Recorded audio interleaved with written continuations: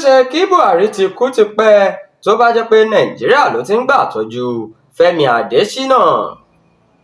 Agbẹnusọ fún ààrẹ orílẹ̀-èdè yìí àná Muhammadu Buhari tó dolóògbé láìpẹ́ yìí Fẹmi AdeṣIna ti sọ pé tó bá jẹ́ ètò ìlera orílẹ̀-èdè yìí ni ààrẹ ọ̀hún gbọ́kànlé ni ìbá ti kú lásìkò tó wà ní ipò ààrẹ.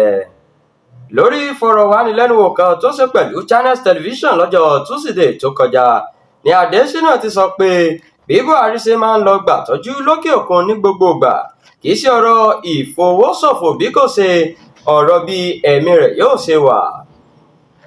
Gẹ́gẹ́ bó ṣe wí, kó tó di ààrẹ orílẹ̀-èdè yìí ló ti máa ń lọ fún ìtọ́jú ní London nítorí kò sí àwọn akọ́ṣẹ́mọṣẹ́ elétò ìlera tí wọ́n lè tọ́jú rẹ̀ ní Nàìjíríà.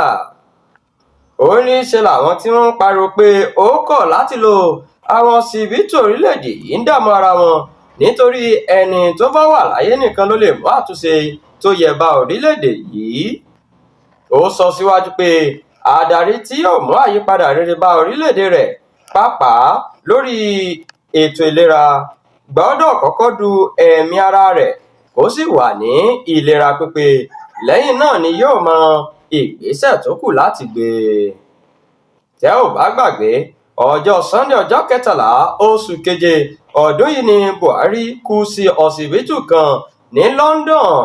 Wọ́n sì sin òkú rẹ̀ sí ìlú rẹ̀ Daura lọ́jọ́ 15 oṣù keje ọdún yìí.